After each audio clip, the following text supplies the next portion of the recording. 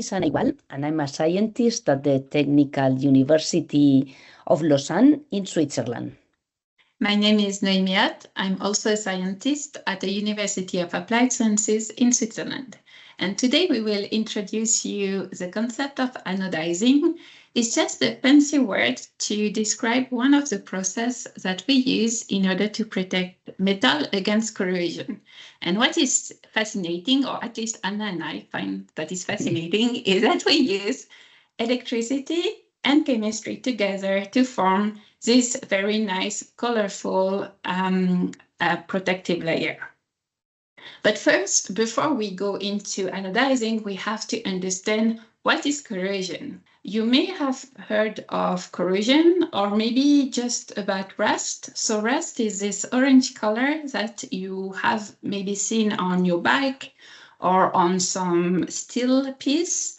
And basically, rust is just another name for corrosion. Rust is for steel, corrosion is for all the metals.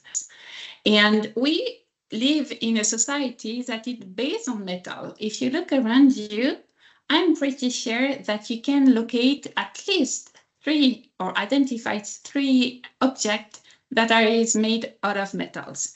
So phone, computer, jewelry, cars, bike. If you look around you, you will find some object from your daily life that is made out of metals.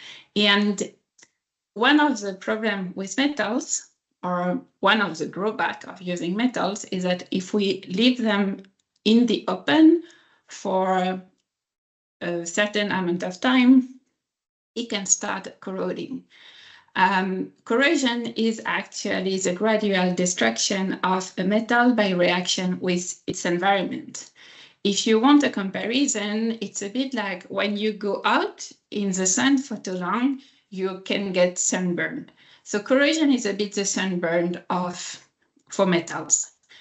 But for metals, we don't necessarily have to protect them just against the sun. We have to protect them against the salt if you live near the ocean, or to other type of environment if we want to use them for a long, long time, because we don't want a plane or your bike. You don't want your bike to break when you use it. So if we want to use metal for a long time, we have to protect them from their environment.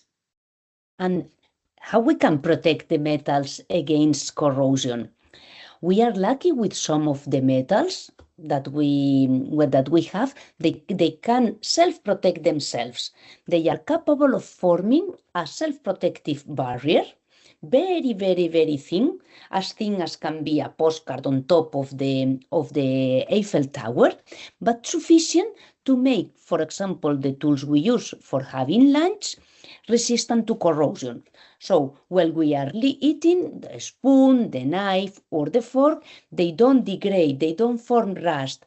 And this is because they are self-protective. They are capable of corroding in a manner that the corrosion product is very compact, very thin, but isolates the underlying metal against the environment.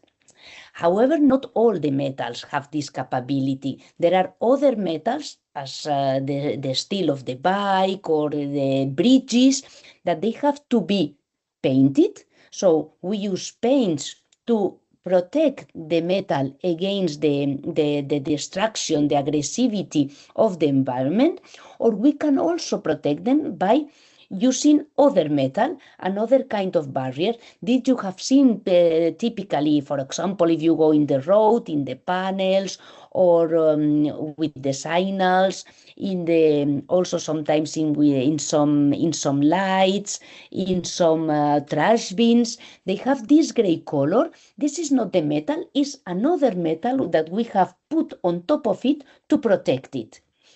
Then, can we be as clever at this kind of metals, and can we use corrosion to protect certain elements against the degradation? The question is corrosion always that bad? For certain metals, it's not. In the case, for example, of the titanium, if we use electricity, that means a battery, and we, in a controlled way, we corrode this titanium, we are capable of forming a protective barrier on top of it. This we can do it in a very simple experiment, immersing the titanium in a liquid that has to be slightly acidic, and we provide electricity through a battery. The titanium will be corroding, and the electrons that will be lost by the titanium will be taken by another metal, for example, stainless steel. What you see here is that the titanium, when corroding, is forming this protective barrier that, depending on the thickness, changes the color. So this is what the chemical reaction that we are producing here is just the corrosion of the titanium in form of titanium oxide, a compact product that protects against corrosion. What we have done here with this experiment is an anodizing. Anodizing, what we have done is we have provided electricity providing electricity to the system, so the titanium is connected to the positive pole, and another element, another metal, stainless steel or steel, for example, to the negative pole. This electricity generates a chemical reaction, which is the formation of this protective layer on top of the titanium. This is what we can see again, our nice experiment. We have the battery, it's a sophisticated battery, we call it power supply, but at the end, the titanium is connected to the positive pole of the battery, and another metal is connected to the negative pole. By passing certain current, and we do that by applying a voltage, we corrode in a controlled way the titanium. To do this corrosion, we need this liquid that typically is acidic, but can be as simple as Coke, as afterwards Noemi will explain to you. So once we have seen these consequences of the anodizing, what makes on titanium? So what is fascinating about titanium, and therefore we call it sometimes the rainbow metals, is that depending on how much electricity we pass through the system, we will get a different color. So you can see on the picture that we could get from yellow to very light green, and we can get as well purple. So we can get actually all the color of the rainbow. But the oxide layer, despite what our eyes is telling us, this layer remains very, very thin. If you take one of your hair, this layer will be 1,000 times smaller than the thickness of your hair. So as Anna mentioned before, imagine you're standing at the bottom of the Eiffel Tower and just you look at the postcard on top of it. That's a bit what is this barrier layer on the titanium. But still, it's compact enough, it's dense enough in order to protect it for us to be able to use it in many different applications.